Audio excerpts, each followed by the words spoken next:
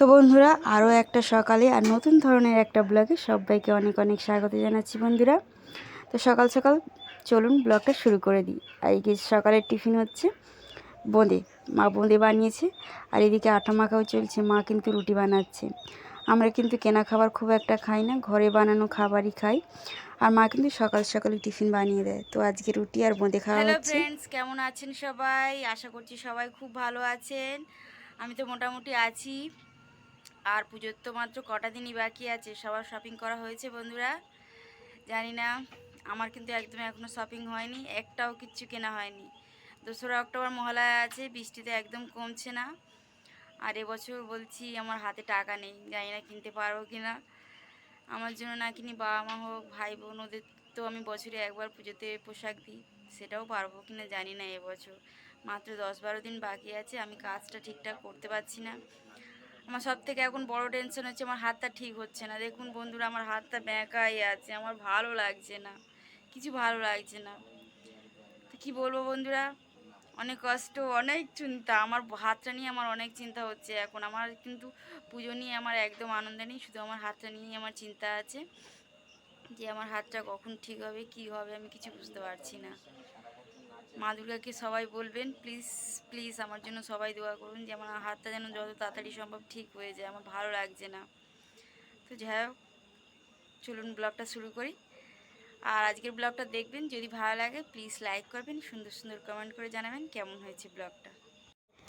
তো বন্ধুরা, সকাল সকাল ঘুম থেকে উঠেই খেলা শুরু করে দিয়েছি। আমার খেলাটা দেখুন বন্ধুরা, আমি একটা খেলার সাথী পেয়ে গেছি। বাড়ির সব মানুষ কাজে ব্যস্ত, আর সকাল সকাল উঠে আমি কী খেলা করছি, আমার মা কিন্তু খুব বকা দিচ্ছিল।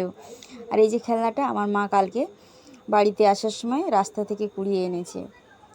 তো যাই হোক, কাল থেকে না বন্ধুরা কিচ্ছুটি খায়নি, কিচ্ছুটি মুখে দিচ্ছে না। তো আমি সকাল সকাল ঘুম থেকে উঠেই ওকে একটু পাখির দানা, যেটা বাবা এনে দিয়েছিল, বাবাকে বলেছিলাম, তো বাবা এনে দিয়েছে, তো ওকে একটু দিলাম।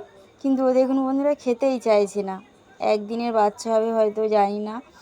তো কি খাওয়ানো যায় বলুন তো বন্ধুরা? আমাদের গরুর দুধ আছে, দিদি বলছে দুধ খাওয়াতে হবে ডপারে করে। তো আমরা এরকমভাবে অনেক পাখির বাচ্চাকেও বাঁচাই, ডপারে করে দুধ খাইয়ে। দেখা যাক, দিদি বলছে যখন খাইয়ে দেখব। আপাতত ওকে ঢাকা দিয়ে রাখি, কারণ আমাদের বাড়িতে না 2টো বিড়াল আছে। আমি ওকে মানে একটা চুবড়ি ঢাকা দিয়ে রেখেছিলাম, তো সেখান থেকে বার করেছি।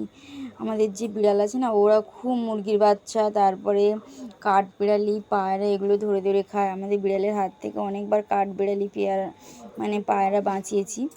তো একেই না ধরে খেয়ে নেয়, ভয়ে আছে সবাই। তো এক্ষুনি ঢুকিয়ে দেবো বন্ধুরা, যদি এ মরে যায় এক্ষুনি আমার জন্য, তো আমার বাবা মা আমাকে খুব বকা দেবে। আর আমার মা ওইদিকে তো টিফিনটা বানাতে শুরু করে দিয়েছি, কিছু খেতে হবে। ঝপ করে ব্রাশটা করে নিই বন্ধুরা। আমার না বন্ধুরা ঘুম থেকে উঠলেই খুব খিদে পেয়ে যায়, কার কী হয় জানি না, আমার তো ঘুম থেকে উঠলেই খিদে পায়। তো আমি চেষ্টা করি ব্রাশ করে আগে খেয়ে নেবো, তারপর ঝাড়ু মোছা যাওয়া হবে। কোনো দিন শুধু ঝাড়ুটা দিয়েই খেতে বসে যায়। আমার তো খুবই খিদে পায়, ঘুম থেকে উঠলেই খিদে পেয়ে যায়। তো চলুন বন্ধুরা, আর আজকে আমার মা তো ফেভারিট খাবারটাও বানাচ্ছে, আমার না রুটি দিয়ে বোঁদে খেতে খুব ভালো লাগে। তো একটু খাবো, অনেক দিন পর মা রুটি আর বোঁদে বানাচ্ছে। সকালবেলার দিকে আমরা সবসময়ই গরম খাই, আসলে আমাদের অভ্যেস আছে সকালে খাওয়ার, গরম টিফিন খাওয়ার। কারণ আমরা তো ছোটোবেলায় মর্নিং স্কুলে পড়তাম, আর আমার মা তো সকালে গরম গরম টিফিন বানিয়ে আমাদেরকে পাঠাতো খাইয়ে। কারণ টিফিন নিয়ে যেহেতু মারামারি হতো, তো মা ওই জন্য সবসময় রাস্তার খাবার খাওয়া এসব বাবাও খুব একটা পছন্দ করে না।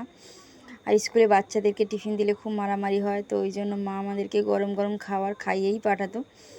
তো চলুন বন্ধুরা, খেতে হবে। আর আজকে আমি খাচ্ছি না, মা রেডি করুক ততক্ষণ, আর আমি ততক্ষণ ঝাড়ুটা দিয়ে নিই। ঝাড়ুটা দিয়েই আমি খাওয়া শুরু করে দেবো। তো বন্ধুরা, খাওয়ার নিয়ে চলে এসেছি। আমার মা কিন্তু বলবে না কিছুই যে খাওয়ার নিয়ে কোনো কথা, আমি তো যখন যা মনে আসে খেতে থাকি। আর আমি একটু আমাদের বাড়ির মধ্যে না বন্ধুরা বাচ্চার মতন সব সময় মুখ চালাতে থাকি, একটু বেশি বেশি খাই, ওই জন্য আমি সবার থেকে একটু মোটাসোটা। তো যাই হোক, চলুন ঘরের কাজগুলো আগে করে নিই। খাওয়া হয়ে গেছে যখন, আর কোনো চিন্তা নেই। এবার দুপুরের খাবারটাও তো খেতে হবে, তারও জোগাড় করতে হবে। তো ঝটপট ঘর বারান্দাটা মুছে নিই।